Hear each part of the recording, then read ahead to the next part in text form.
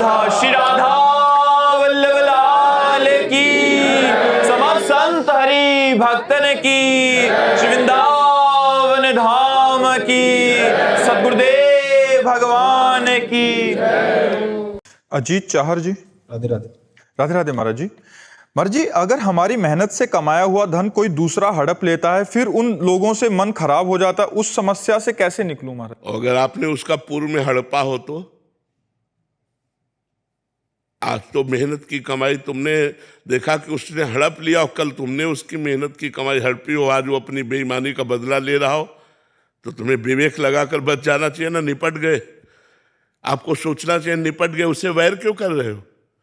पूर्व प्रारब्ध, पूर्व का किया हुआ कर्म आज तुम्हारी सफलता को लूट रहा है, तो वो लूट नहीं रहा, वो अपना हिसाब ले रहा है।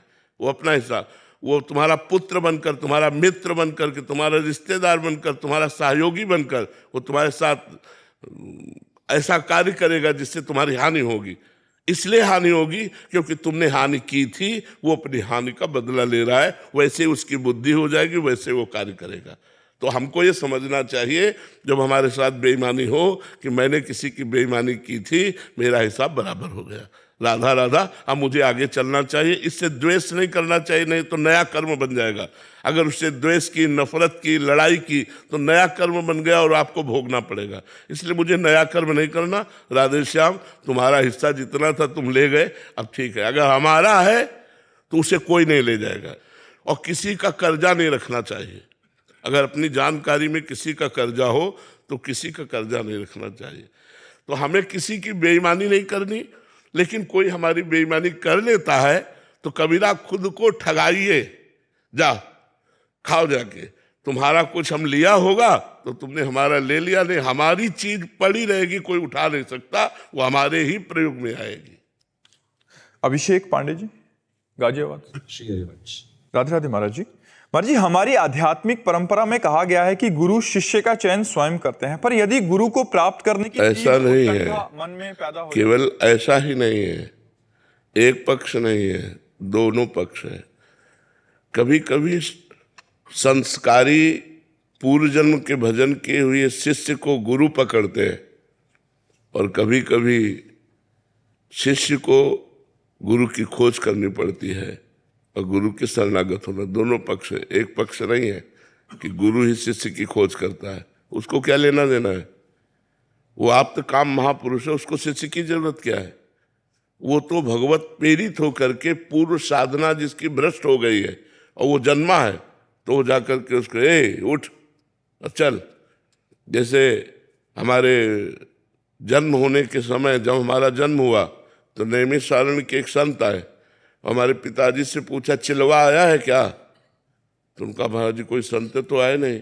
नहीं, बोले तुम्हारे घर में कुछ हुआ है क्या? बोले हाँ लड़का हुआ है। बोले हाँ चिलवा आया, हम समय आएगा तब निकाल देंगे।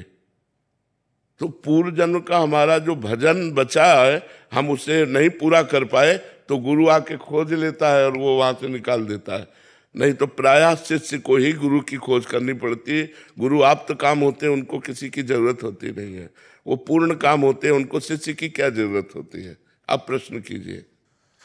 महाराज जी, आप कह रहे हैं कि प्रमाणिक गुरु का चयन करते समय किन किन बातों का ध्यान रखना चाहिए आगे? देखो, पहली बात तो ये है कि अध्यात्म है।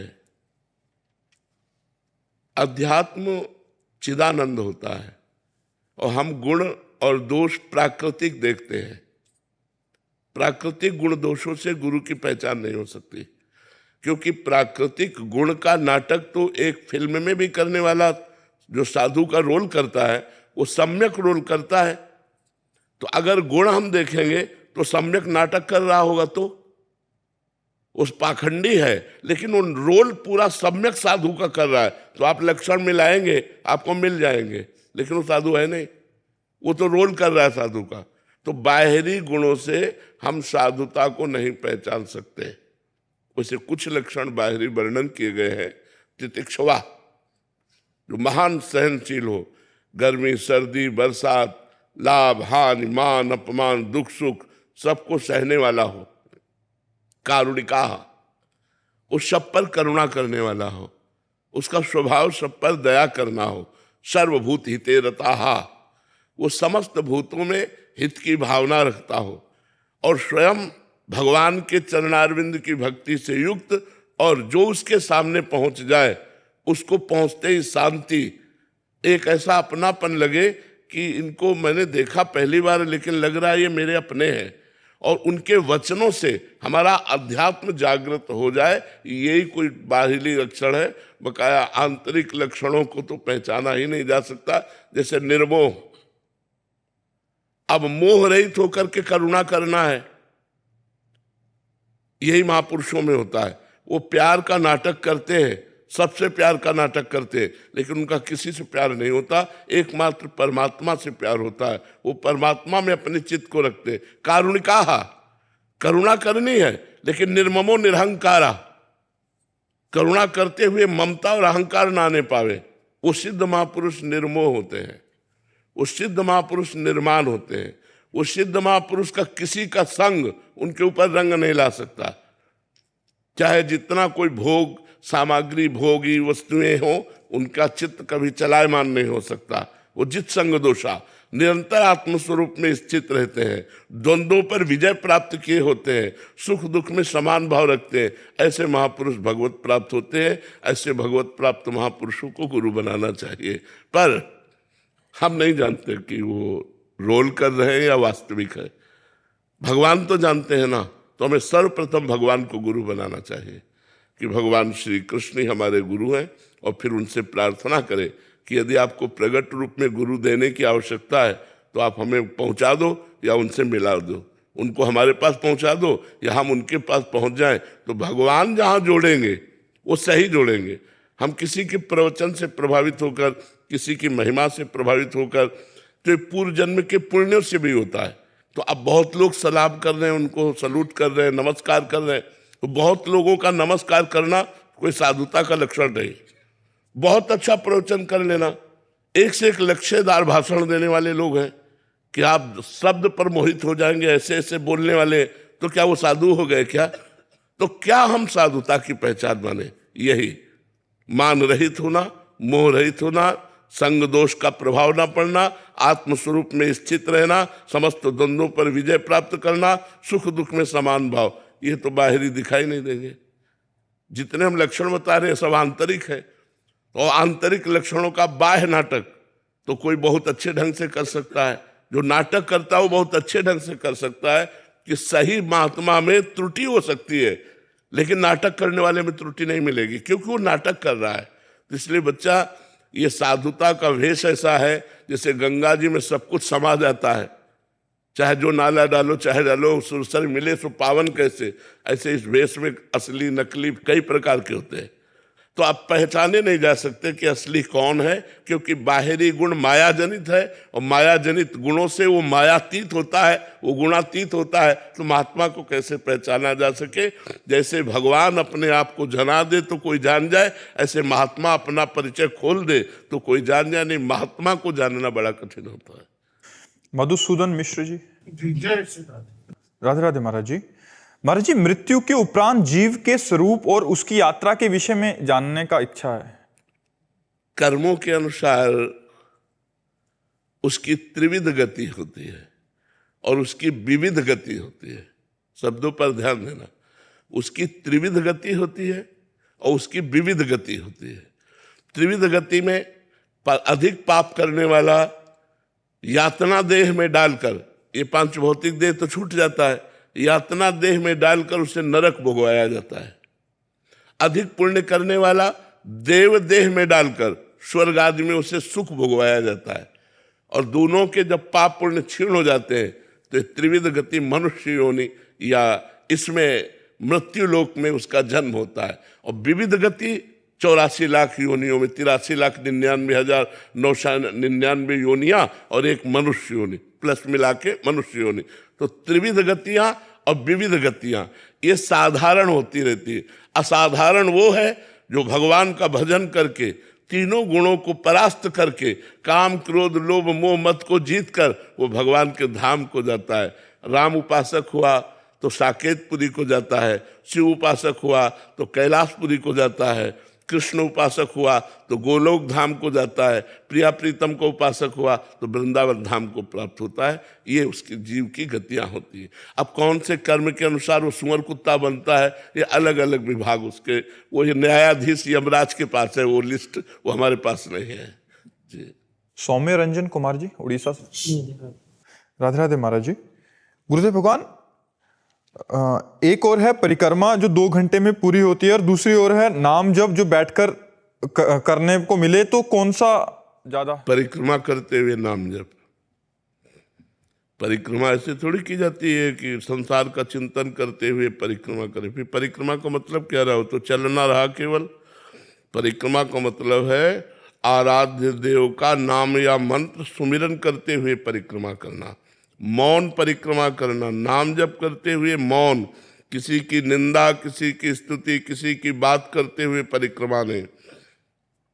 परिक्रमा करते हुए अपने आराध्य देव के तरफ लघु शंका न करें। जैसे हम वृंदावन की परिक्रमा कर रहे हैं तो हमारे दाहिनी तरफ आराध्य देव वृंदावन है, तो हम बाईं तरफ लघु शंका करें।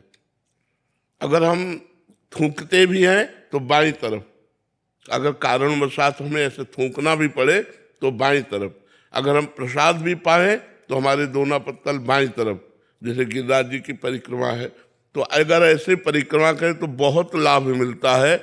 आराध्य देव की प्रदक्षिणा से सर्व पाप नष्ट हो जाते हैं।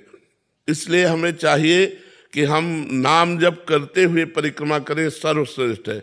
अगर आप नहीं चल पाते हैं तो बैठकर नाम जप कीजिए, कोई बात नहीं तो परिक्रमा जरूर देनी चाहिए। अनुराधा शर्मा जी बेंगलोर से। श्री हरिवंश महाराज जी। महाराज जी, अपने प्यारे को पाने की लालसा और उन्हें पाने की इच्छा से भक्ति करना कर्म है या अकर्म? सर्व धर्मों के ऊपर, कर्मों के ऊपर विराजमान भागवत धर्म है और भागवत धर्म के ऊपर विराजमान प्रेम धर्म है। ये प्रेम धर्म है, ये न कर्म है न धर्म है। ये कर्म और धर्म दोनों से बड़ा भागवत धर्म, तो भागवत धर्म से भी बड़ा प्रेम धर्म। भगवत धर्मों जीत के निज प्रेमा ठहरंत। अपने प्यारे से मिलने के लिए ये प्रेम धर्म स्वीकार किया जाता है। लेकिन कौन चाहता है प्यारे से मिलना? बहुत कठिन बात है। संसार का प्यार मिटा पाना बहुत कठिन बात है। संसार का प्यार हटा पाना बहुत कठिन बात है। जो संसार का प्यार हटा देता है वही भगवान से प्यार कर सकता है, सब कोई नहीं कर सकता। जो माँ से, पिता से, भाई से, बंधु से, रिश्ते नातेदारों से, संपूर्ण संसार से अपने प्यार को हटाकर और गोविंद में लगा दिया, वही गोविंद का प्रेमी होता है। भगवान का आशिक ऐसा नहीं होता। यहाँ अनन्यता चाहिए। एकमात्र मेरे तो गिरधर गोपाल, दूसरों न कोई। शुद्ध प्रेम में केवल अपने भगवान से, सबको भगवान के भाव से। मान लो गृहस्थी भी है तो अपने माता पिता, भाई बंधु, परिवार में सबको भगवान देखकर पूजा कर रहा है तो और प्यार बढ़ा। लेकिन ममता नहीं है, वो भगवत भाव से है और अपने भगवान के ही भाव में निरंतर जो निमग्न रहता है, फिर उसके अंदर एक व्याकुलता पैदा होती है कि इतने दिन हो गए आज तक मैंने भगवान को देखा नहीं। दरस बिन दुखन लागे नैन, जब से तुम बिछुरे प्यारे कब न पायो चैन।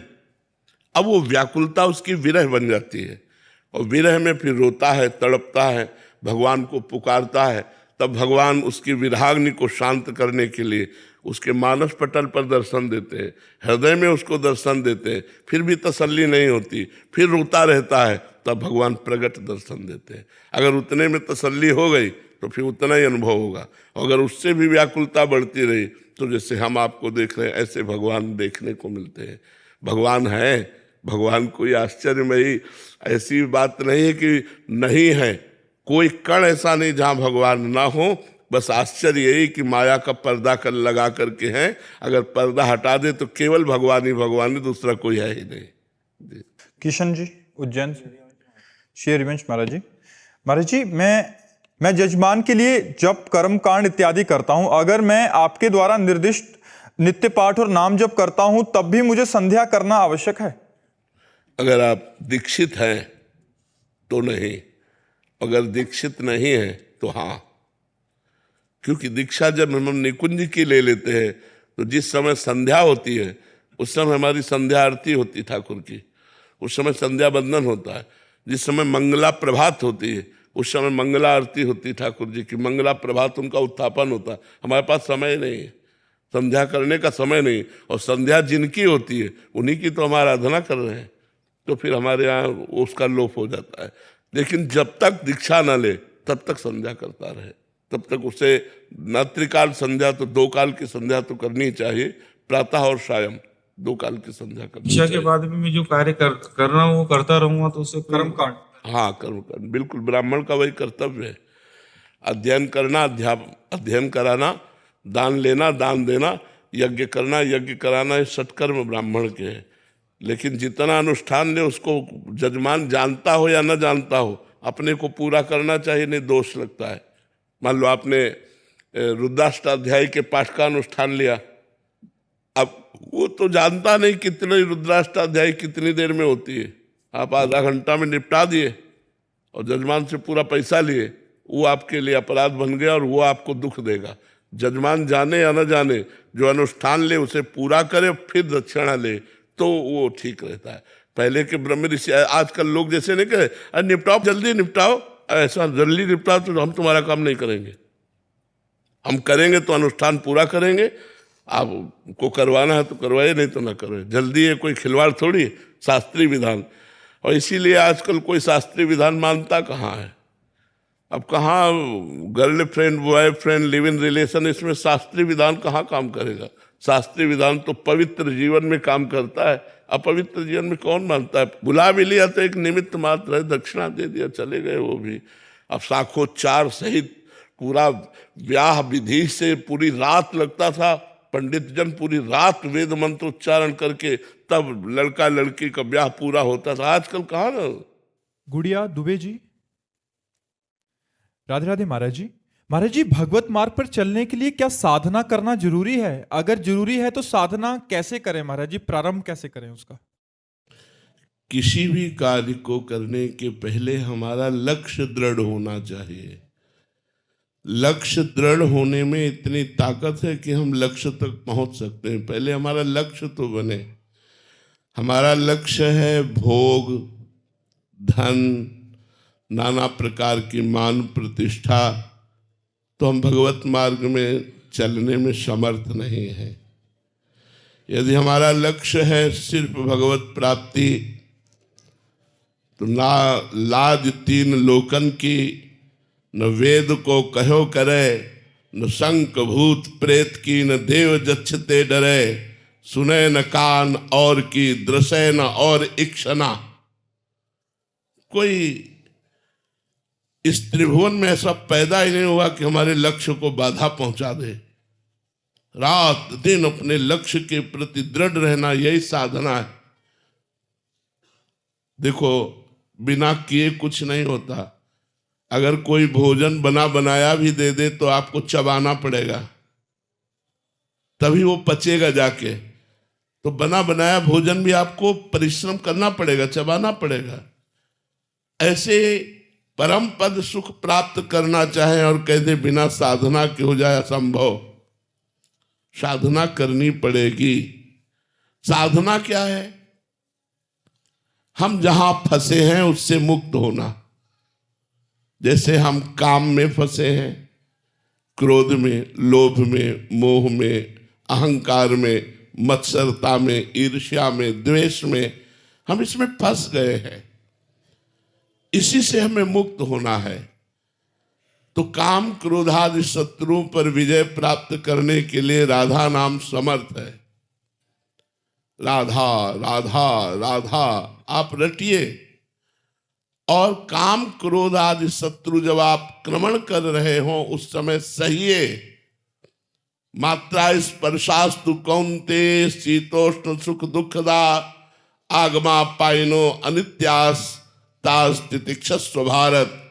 हे भारत, हे अर्जुन, ये काम क्रोध दुख सुख लाभ हानि ये आने जाने वाले हैं, इनसे व्यथित मत होइए, इनको सहिए।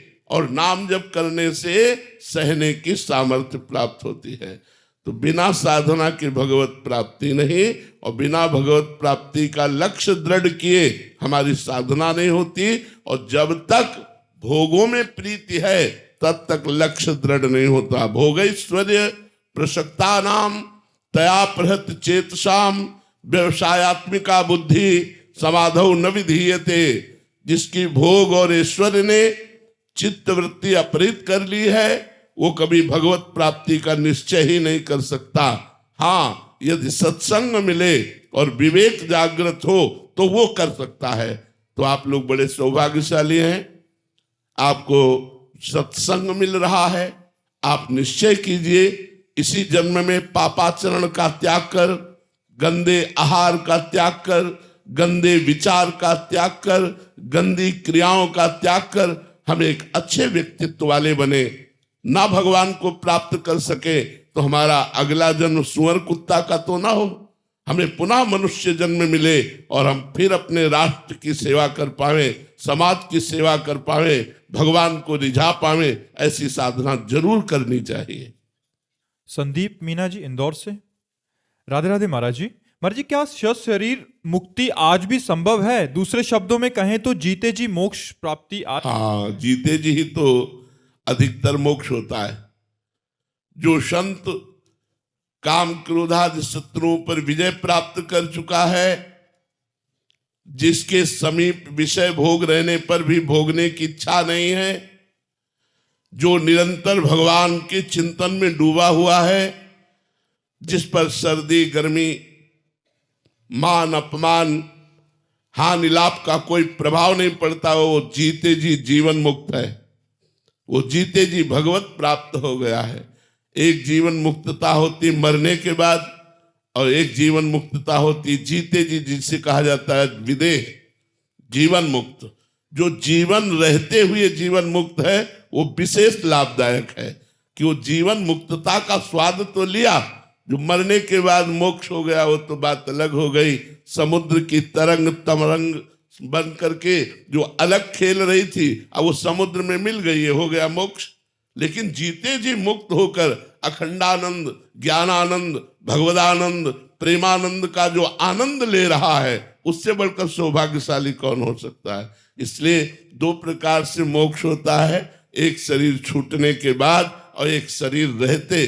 जो शरीर रहते शरीर राग त्याग कर दिया और समस्त शत्रुओं पर विजय प्राप्त कर ली, कामादि शत्रुओं पर, वो जीवन मुक्त महापुरुष है।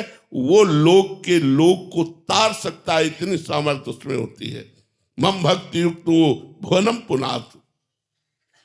संजय सैनी जी झांसी से। गुरुदेव भगवान, ये साक्षी भाव क्या होता है? इसे अपने अंदर कैसे उतारे साधक? नाम जप करो, साक्षी भाव होता है मेरी मनः स्थिति कहां है, इंद्रियों के साथ भोगों में जा रही, इसको मैं देख रहा हूं। मैं इंद्री नहीं हूं, मैं मन नहीं हूं। जैसे मेरे नेत्र आपके रूप को देखना चाहते हैं तो नेत्र के साथ मन हो गया और मन ने कहा मैं देखना चाहता हूं, उसके साथ बुद्धि ने दस्तखत कर दिया देख लो। तो उल्टा मैं गुलाम बन करके उनका ये बोलता हूं कि हाँ मैंने रूप देखा। मैंने रूप नहीं देखा, मैं दृष्टा था। नेत्रेंद्री ने रूप देखा, मन उसका सहयोग किया, बुद्धि ने दस्तखत कर दिए, निश्चय करा दिया मैं उसका दृष्टा हूं, मैं भोगता नहीं हूं, मैं देखता नहीं हूं, मैं करता नहीं हूं, मैं सुनता नहीं हूं, मैं सुनने, करने, देखने, चखने और भोगने का दृष्टा हूं। जो ऐसा ज्ञानी होता है वो बहुत जल्दी माया मुक्त हो जाता है। लेकिन दृष्टा बनना खेल नहीं है, मन के हम गुलाम हो चुके हैं। जो मन चाहता है वही मैं अपना मान लेता हूं। जैसे मन ने चाहा कि आज मुझे समोसा चटनी खानी है, रसेंद्री के साथ मिलकर के वो तैयार हो गया। अब हम ये मान लेते हैं कि मुझे खाना है, बस गए, दृष्टा भाव नहीं देख सकते। अगर उसी समय की रसेंद्री ने मांग की, मन ने सहयोग किया, बुद्धि ने निश्चय किया और इसका दृष्टा मैं हूं, इसका साक्षी मैं हूं, इसलिए मैं नहीं खाने दूंगा, खत्म खेल। नहीं बोलते ही तुम्हारी सामर्थ्य से तुमको परास्त करने वाला मन तुम्हारे अधीन होने लगेगा। एक बार नहीं, सैकड़ों बार ना बोलना होगा, नहीं नहीं मैं ये नहीं करने दूंगा, खत्म खेल। उस समय हम ये नहीं देखते कि मन और इंद्रियां कार्य कर रही, उस समय मेरी चाहत होती, मेरी, मैं भोगना चाहता हूं, मैं देखना चाहता हूं, मैं सुनना चाहता हूं, यही अज्ञान है। और मैं देखना नहीं चाहता, देखने वाले को मैं देख रहा हूं, मैं दृष्टा हूं, मैं इनका साक्षी हूं। ये अंदर ज्ञान प्रकट होता है तब जब हम पवित्र भोजन करें, पवित्र आचरण करें और खूब भगवान का नाम जप करें, तब हमारे अंदर ऐसा ज्ञान प्रकट होता है।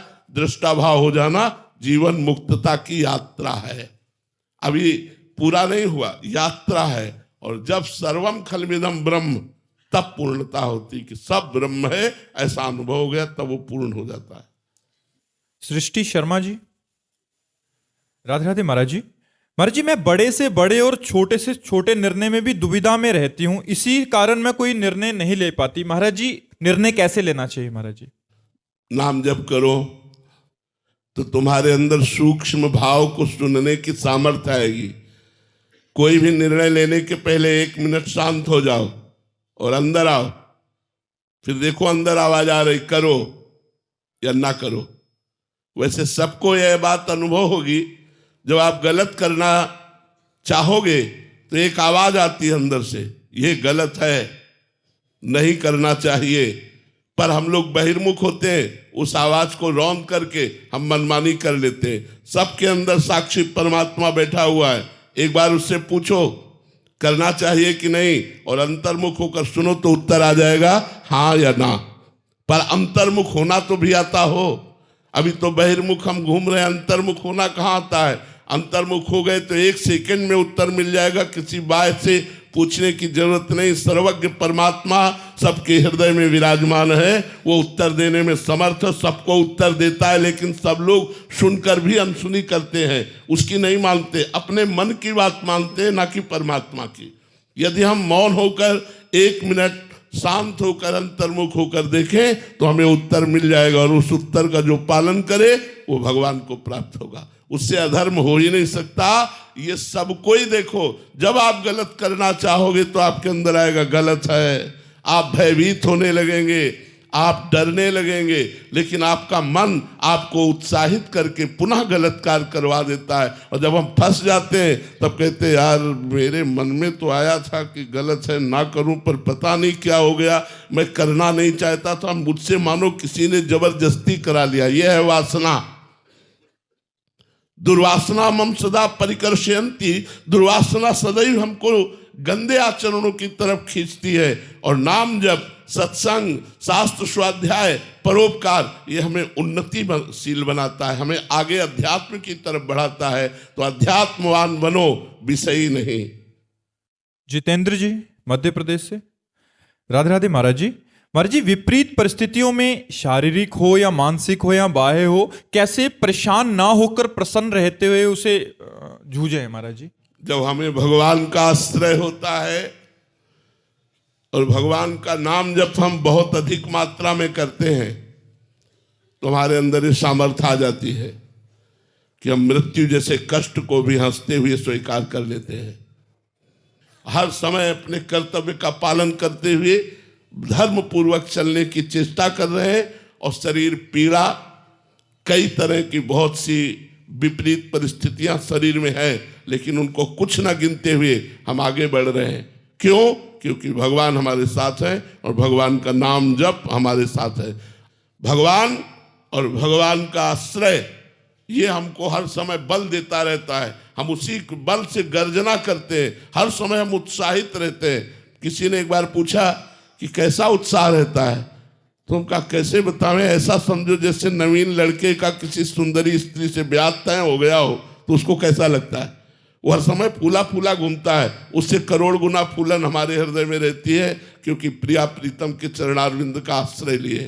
तो आपका जो प्रश्न है कि हर विपत्तियों से हम कैसे लड़ सकते हैं, तो नाम जप और भगवद आश्रय। आप खुद देखिएगा, जब शरीर परेशान होता है तब ज्ञान नहीं सूझता है, ध्यान रखना, ना उपदेश सुनना अच्छा लगता है और ना उपदेश देना अच्छा लगता है। और यहाँ उसी स्थिति में उपदेश हो रहा है। प्रतिपल हम तत्पर रहते हैं, जैसे नौजवान आदमी अपने कर्तव्य पर, ऐसे हम कर्तव्य पर तत्पर रहते हैं। तो हमारे उदाहरण से आप अपने आप को बलवान बना सकते हो कि हमारा भी शरीर पांच भौतिक है, हम भी मनुष्य हैं, लेकिन भगवान का आश्रय लिए हैं, राधा नाम जप करते हैं तो दहाड़ते रहते हैं, कोई परेशानी नहीं, बिल्कुल कोई दुख नहीं, कोई चिंता नहीं, कोई शोक नहीं। हर समय हमारे अंदर एक नया जोश रहता है। वो जोश तुम भी भरो। अविनाशी के बच्चा हो, जरा से दुख में बिलला गए, जरा से सुख में फूल के अहंकार से युक्त हो गए, ये नहीं। ऐसे महान बनो कि चाहे जितना सुख आवे अहंकार ना आवे, और चाहे जितना दुख आवे हम कभी शोक से उदास ना हो जाएं, हम रौंदते हुए दुख को चले। क्योंकि भगवान के बच्चा हो, अविनाशी का बच्चा हो करके इन विनाशी बातों पर रो रहे हो, छोटी छोटी बातों पर शोक कर रहे हो, निगेटिव बातें विचार करके डिप्रेशन में जा रहे हो, ये क्या है? अरे तुम भगवान के अंश हो, भगवान सच्चिदानंदमय है, उस आनंद का अंश आनंद ही होता है। ईश्वर अंश जीव अविनाशी, चेतन अमल सहज सुख राशि। अपने स्वरूप को जगाओ, जागो। कहाँ सो रहे हो भोगों में? देखो कोई भी दुख तुम्हें परेशान नहीं कर सकता, कोई विपत्ति तुम्हें छू नहीं सकती। तुम्हारा स्वरूप है नैनम छिन्नन्ति शस्त्राणि, नैनम दहति पावकः, न चैनम क्लेदयन्त्यापो, न शोषयति मारुतः। आग्नेय अस्त्र की ताकत नहीं कि हमें छेद सके, जला सके। वायु अस्त्र की ताकत नहीं कि हमें उड़ा सके। वरुणास्त्र की ताकत नहीं कि मुझे गीला कर सके, जल में डुबो सके। मैं अविनाशी हूं, शरीर विनाशी है, ये मरेगा, मैं अमर हूं। विचार करो, तुम अविनाशी हो करके विनाशी शरीर के थोड़े थोड़े सुखों और दुखों में भूले पड़े हो। जागो, अपने स्वरूप को जगाओ और आनंद में डूब जाओ, चिंता शोक भय से मुक्त हो जाओ। प्रथम गुप्ता जी। राधे राधे महाराज जी। महाराज जी, ये प्रश्न अधिकतर आजकल के जो कॉलेज के स्टूडेंट हैं उनका है। महाराज जी, जैसे आप लिख रहे हैं कि गुरुजी मैं हार गया हूँ, 3 साल पहले एक कुछ कॉलेज का नाम लिखा हुआ है, महाराज जी वहाँ गया और वहाँ जाते ही गांजा सिगरेट दारू हुकअप सब शुरू हो गया। महाराज जी अभी ऐसी स्थिति है कि 2-3 बार सुसाइड भी कर चुका हूँ, निकलना चाहता हूँ बट निकल नहीं पा रहा, और महाराज जी मैं बहुत कमजोर हो गया हूँ। नहीं, बिल्कुल नहीं। पहली बात तो बच्चा, वृंदावन में बैठकर एक कसम खाओ कि नहीं करेंगे, कभी अब दोबारा प्रयास नहीं करेंगे। कसम खाओ पहले, तब हम उत्तर देंगे। महाराज जी मैं कसम खाता हूँ कि आगे से ऐसी कोई। हाँ बिल्कुल। अब हमारे हृदय के विचार को, वैसे हमसे जब कोई पूछता है कि सनातन धर्म के लिए आपके क्या विचार हैं, तो हम सीधे उनको उत्तर देते हैं कि अगर धर्म को स्थापित करना है, समाज को बचाना है, तो 2 ही कार्य संभालने होंगे। कुछ देने से नहीं होगा, रुपए से शांति नहीं, उसको सुविधा से शांति नहीं, उसके विचारों से शांति होगी। उसके विचार शुद्ध करने के लिए व्यसन और व्यभिचार 2 से मुक्त करा दो। हमारी समाज को 2 से मुक्त करा दो, व्यसन और व्यभिचार से हमारी समाज आनंदित हो जाएगी। आज छोटे छोटे बच्चों में, आप स्कूल में जहाँ जिस कॉलेज में है, आपने तो ये व्यसन की केवल बात की। ये नए बच्चे हमारे स्कूल के बच्चों में ये कहाँ से आ गया? ये कहाँ से गंदगी घुस गई? ये हम कह रहे हैं कि सुधारना चाहिए। नहीं, हमारे भारत के नवीन जो भविष्य है ये संकट में पड़ जाएंगे। और व्यभिचार, आप देखो ना बच्चों की हालत क्या करना चाहते, हस्त मैथुन, गर्लफ्रेंड बॉयफ्रेंड, ये सब दुनिया की जो गंदगी चली है, ये हमारे सनातन धर्म की नहीं है, ये हमारे भारत देश की नहीं है। ये वाह है लोगों का अनुकरण करके ये गर्लफ्रेंड बॉयफ्रेंड। हम कह रहे दोस्ती करो, लेकिन व्यभिचार क्यों करो? गंदी आदतें क्यों बढ़ाओ?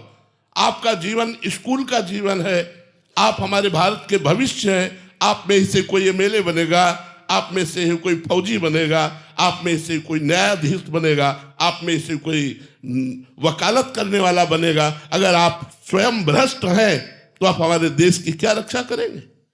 आप हमारे समाज की क्या सुधारक वृत्ति रखेंगे। जब आप स्वयं व्यसन करते हैं, वे विचार करते हैं, भ्रष्ट आचरण वाले हैं, तो आप समाज का शोषण करेंगे, पोषण नहीं करेंगे। तो हमारे भारत का भविष्य संकट में है, क्योंकि हमारे बच्चे स्कूल में जाकर के सुधरने चाहिए और वहां जाकर के खुद ये बच्चा प्रमाण है। ये तो इसने व्यसन की कितने ऐसे बच्चे आते हैं जो व्यभिचार की बात करते हैं। तो व्यभिचार और व्यसन से हमारे बच्चे दूर रहें तो हमारे भारत का भविष्य मंगलमय होगा। इसके लिए माता पिता को भी प्रयास करना चाहिए, टीचरों को भी प्रयास करना चाहिए और धर्म उपदेशकों को भी प्रयास करना चाहिए कि हम तो जा नहीं पाते, हमारा शरीर स्वस्थ है, नहीं स्कूल में जाकर के 5 मिनट समय मांग करके बच्चों को अध्यात्म का उपदेश देना चाहिए, धर्म का उपदेश देना। अगर हमारा शरीर स्वस्थ होता और वृंदावन की निष्ठा ना होती तो हम ये प्रयास करते, हर स्कूल में जाकर हाथ जोड़कर मांगते कि हमें 10 मिनट बोलने का समय दीजिए। हम अपने भारतीय बच्चों को सुधारने के लिए अध्यात्म की शिक्षा के विषय में उनको जरूर बताएं, क्योंकि आधुनिक शिक्षा जीवन को उत्थान की तरफ नहीं ले जा रही, पतन की तरफ ले जा रही। अब ये बड़े बड़े हॉस्टल में बच्चे रह करके यदि व्यसन करेंगे तो ये क्या हमारे देश की उन्नति करेंगे। इनको जब पैसा नहीं मिलेगा तो माता पिता के पैसों की चोरी करेंगे, जब वहां से पैसा नहीं मिलेगा तो मारेंगे माता पिता को, अगर माता पिता नहीं तो दूसरों के साथ ये गलत हरकत करेंगे। आज देखो कोई माई बहन अगर जा रही आराम से और सोने की चैन पहने तो मोटरसाइकिल से पकड़कर निर्दयी बच्चे ऐसे घसीटते हैं कि वो मुंह भरा गिर जाती है। उसको क्या चोट लगी उसको कोई फर्क नहीं है। 30,000 40,000 की एक सोने की चैन के लिए लाखों की कीमत वाले प्राणों को वो कोई परवाह नहीं करता। कितना निर्दयी हिंसक स्वभाव बना दिया नशे ने, क्योंकि उसको चाहिए। तो ये जो नशा है, व्यभिचार है, ये हमारे सनातन धर्म की जड़ को खोखला कर रहा है। इसलिए माता पिता, टीचर, धर्मोपदेशक, इनको चाहिए कि ये समाज का सुधार करे, व्यसन रहित और व्यभिचार रहित धर्मयुक्त अध्यात्म की स्थापना करे। बड़ी दया करिए विराज। धन्यवाद।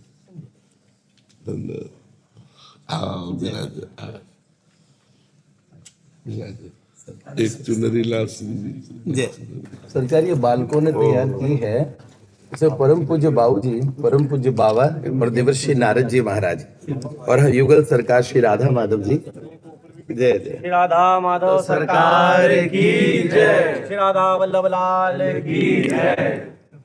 ये हमारे युगल सरकार श्री राधा माधव जी और बाबू जी बाबा देवर्षि।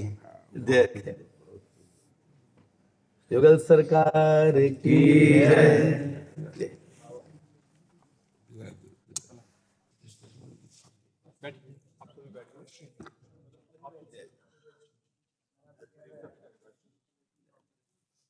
जय जय सरकार। कुछ सुनाए सरकार। जय हो। ये बालक कन्हैया, पर कल इसने मुझे एक बात कही। परम पूज्य बाबा का तिरोधान दिवस था, तो तिरोभाव दिवस के दिन ही और बालकों ने कहा कुछ बाबा को कुछ भावांजलि भैया आप कुछ कहिए। तो ऐसे ही 2 पंक्तियां लिख दी और मुझे आंसू आ गए। वो भाव ऐसे थे, उसमें कुछ एक शब्द, एक अक्षर का प्रयोग हो गया कि वह नित्य युगल छवि आई जी,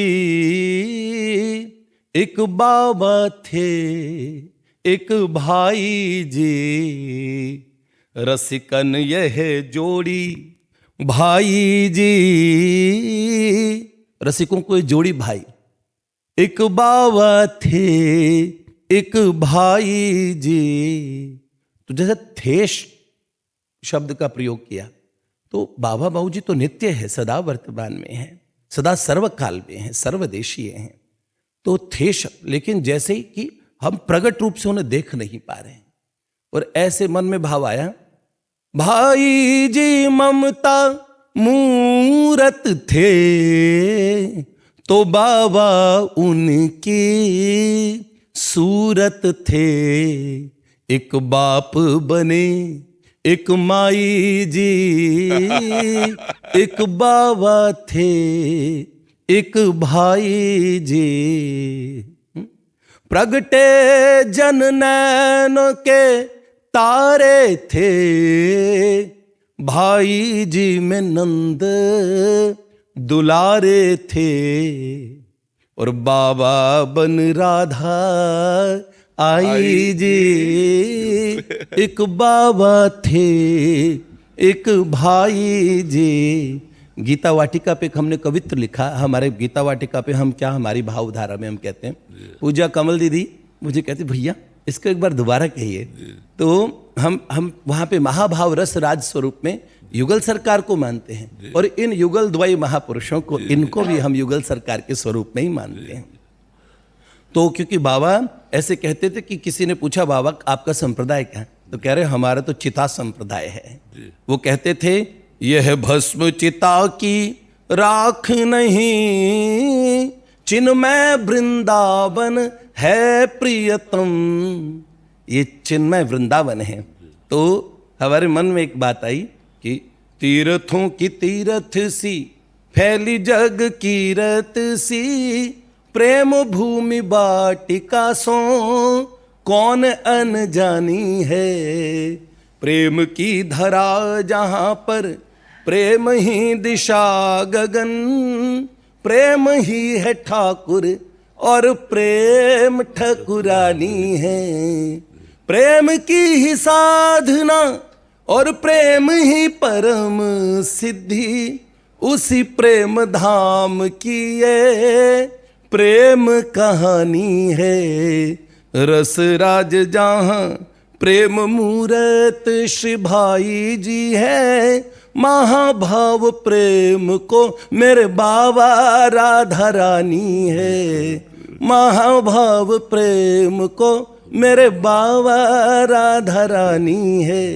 अब सरकार ये थे शब्द पे बात आई, तो इस बालक ने मुझे कल एक बात पूछ ली, परसों उसने कहा आपके विषय में बात चली, आप क्या बताऊं, जो बाबा बाबूजी को प्रेम करें और अनायासी आपकी छवि ऐसे हृदय में आती है।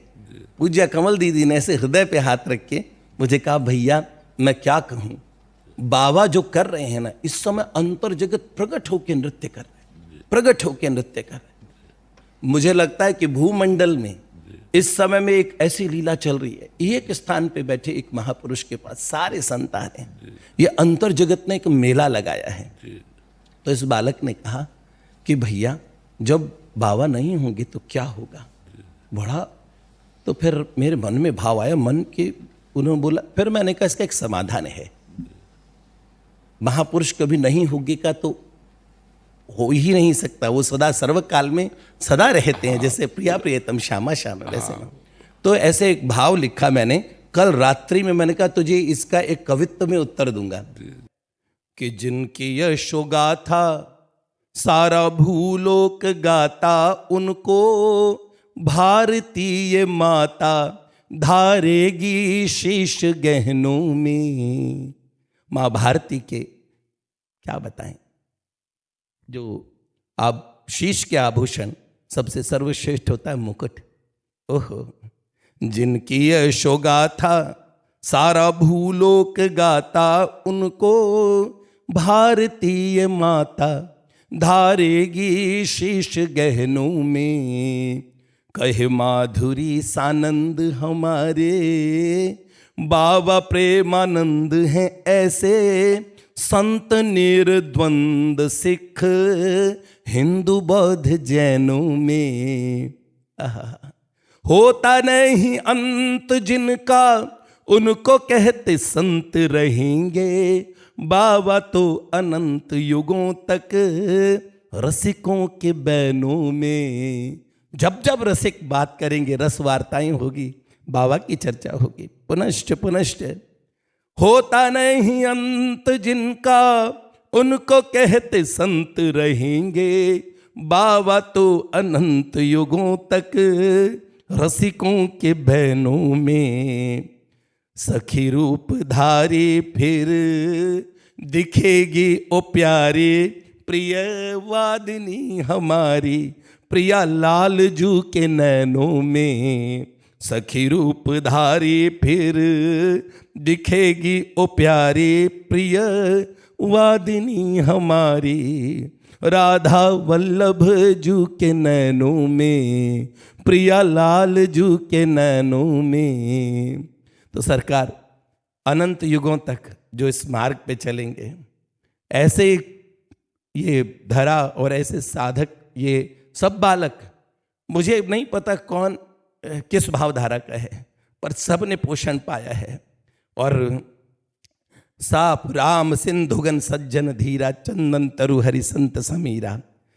क्या बात, महापुरुष क्या होते हैं। एक बार ऐसा डंका बजा, बाबा बाबूजी के बाद वो अभाव हृदय में था कि ऐसा कौन जो सबको पोषे, जिसमें कोई वाणी में न संप्रदाय का, न कोई भेदभाव नहीं, जो प्रियालाल के प्यारे, जो भगवान के प्यारे।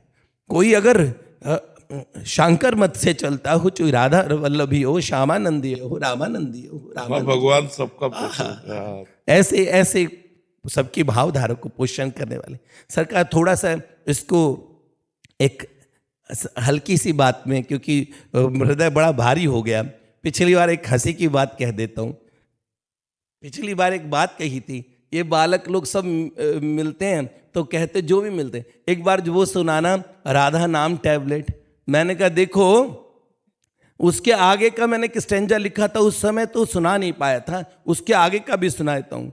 उसमें था, असल में उसमें भाव ये था कि वृंदा विपिन के कुंजों में लगी नई नेम प्लेट, डॉक्टर बनी है एक सखी न ज्यादा कोई रेट, बस भाव रखो मन में प्रभु के उसके इतने भाव, वो बांटती है सबको राधा नाम टैबलेट, वो बांटती है सबको राधा नाम अब उसका आगे का भाग क्या था?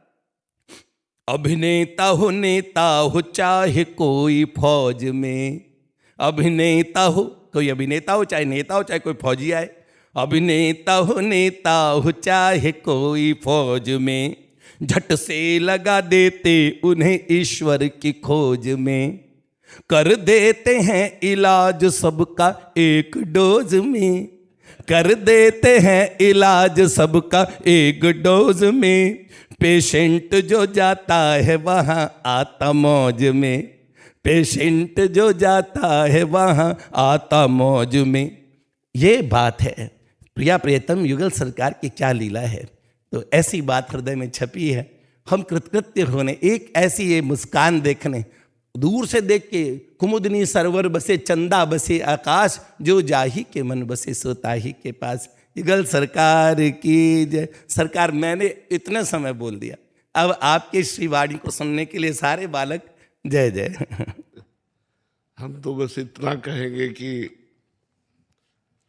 भगवान से हमारी पहुंच नहीं है, वो अव्यक्त है, कण कण में विराजमान है और अंतर्यामी रूप से सर्वत्र सबके हृदय में भी विराजमान है। फिर भी हम चिंता शोक भय और दुख से आज तक दूर नहीं हुए, लेकिन जब उन्हीं भगवान ने कृपा करके संत रूप धारण किया तो हमारे चिंता शोक भय दुख सब दूर हो गए। भगवान स्वयं गीता जी में बोले, उतना लाभ नहीं हुआ, लेकिन जब उसी गीता जी पर संत जन बोले तो करोड़ों का लाभ हो गया। अरबों लोग, असंख्यों लोग भगवान के भक्त बन गए। जैसे पूज्य भाई जी की वाणी, भाई जी ही विराजमान है। पूज्य बाबा की वाणी, बाबा ही विराजमान है। पूज्य स्वामी जी की वाणी, स्वामी जी ही विराजमान है। तो हम लोगों को चाहिए कि इधर उधर चित्तवृत्ति ना देते हुए, आज तक कभी भाई जी की वाणी में एक भी शब्द में हमें ये महसूस नहीं हुआ कि ऐसा क्यों लिखा। एक शब्द में, मतलब अथाह वाणी है, अगाध वाणी है, लेकिन एक भी शब्द में आज तक ये प्रश्न नहीं उठा कि भाई जी ने ऐसा क्यों लिखा। बिल्कुल सटीक शास्त्र और भगवत वाक्य स्वयं भगवान बैठकर संपादन करते थे। ये कोई जान नहीं पाया, ये कोई जान नहीं पाया कि अपने ही धर्म की रक्षा के लिए भगवान जैसे कहते हैं, यदा ही धर्मस्य ग्लानिर्भवति भारत, तो स्वयं भगवान बैठकर संपादन करते थे। और उन भगवान भाई जी द्वारा की हुई जो संपादन की वाणी है, आज भी हजारों लाखों करोड़ों साधकों को शुद्ध मार्ग दिखाई दे रही। जहाँ पाखंड का जाल बिछता है, जहाँ विविध संप्रदायों के जाल बिछते हैं, वहीं उन जालों को तोड़ करके सीधे प्रिया प्रीतम से मिलाने के लिए भाई जी की वाणी और बाबा की वाणी, हमको इधर उधर कहीं भटकना नहीं है। बस जो रास्ता भाई जी ने दिखाया, जो पूज्य बाबा ने दिखाया, जीवन उसी को समर्पित कर दिया। और उसी का प्रभाव है। पूज्य बाबूजी और पूज्य बाबा जी, इनकी वाणियों ने ही हमारे जीवन का परिवर्तन किया, हमारे जीवन को एक नया रास्ता दिया। हमारे उस रास्ते में स्वयं हाथ पकड़ कर चले, और जहाँ पहुँचाना था हाथ में हाथ दे करके, और जब देखा तो जो हाथ पकड़े थे वही, जिनमें हाथ दिया वही है, दूसरा कोई है ही नहीं। तो हमें भगवान से भी ज़्यादा जो भक्त स्वरूप भगवान ने धारण किया, उसको आदर देना है। क्योंकि भगवान सर्वांतर्यामी रूप से हृदय में रहे, लेकिन हम कभी सुखी नहीं हुए, कभी हम चिंता शोक से रहित नहीं हुए, कभी हम काम क्रोध की ज्वाला से जलते हुए शांत नहीं हुए। लेकिन जब हम इन महापुरुषों की वाणी का आश्रय लिया तो ताल ठोक करके निकल गए, और ये सब देखते रह गए। जहां हम जलते थे वहीं हम आनंद पूर्वक निकल गए। तो महापुरुषों की वाणी को छोड़ना नहीं, महापुरुषों के चरण का आश्रय ले करके हम भगवान को भी अधीन कर सकते हैं, भगवान को भी अधीन कर सकते हैं। क्योंकि भगवान का एक नाम प्रेमाधीन है। भक्तन पाछे यो फिरे, यो बछड़ा संगा। भगवान कितना प्यार करते, इसमें हमारा कुछ नहीं होता, सिर्फ उनकी करुणा होती है, सिर्फ उनकी। कलिकाल की कुचाल में मन को संसार से हटाकर भगवान में लगा पाना बहुत दुर्लभ बात है, पर वो खींच लेते हैं। कब खींचते हैं? जब कोई महापुरुष का आश्रय ले लिया जाता है। हमारी बात गांठ बांध लेना, भगवान उसी को घसीटते हैं जो महापुरुषों का आश्रय लेता है। और जो स्वयं साधना करता है उसका फल होगा उसे महापुरुष मिलना। और जब महापुरुष की कृपा होगी तब भगवान उसको स्वीकार कर लेते हैं। आज तक किसी को भी स्वीकार किया हो स्वयं से तो हमें बताना, उसके बीच में किसी महापुरुष का कृपा प्रसाद होगा। अगर प्रहलाद जी भक्तराज है तो देवर्षि नारद जी का वरद हस्त है। अगर ध्रुव जी अटल पदवी में है तो देवर्षि नारद जी का वरद हस्त है। ऐसे जगह जगह बिना महापुरुष के कोई भगवान का लाडला नहीं बन सकता। और भगवान की अपार कृपा बरस रही है। प्रिया प्रीतम ऐसे रस बरसा रहे, बस हमें ऐसे पीना है। हम ऐसे हैं, महापुरुष जन जबरदस्ती करके ऐसे कर देते हैं, तब हम पान कर पाते हैं। नहीं, हम पान करने भी चलते हैं तो ऐसे पान करते हैं, अहम युग। और ये अहम से पान नहीं होता, ये दैन्य से पान होता है। वो दैन्य अहम का नाश सिर्फ महापुरुष जन करते हैं। तिनकी संगति रहत जाति कुल मद सबनन से, उनकी वाणी सुनते हुए, उनका संग करते हुए, उनके दर्शन मात्र से हमारा अहंकार गलित हो जाता है और भगवत प्रेम का प्रादुर्भाव हो जाता है। तो सदैव महापुरुषों की वाणी के आश्रय रहे और नाम हमारा जीवन है। ब्रह्म राम ते नाम बड़ वरदायक वरदान, इस बात पर विचार करना चाहिए।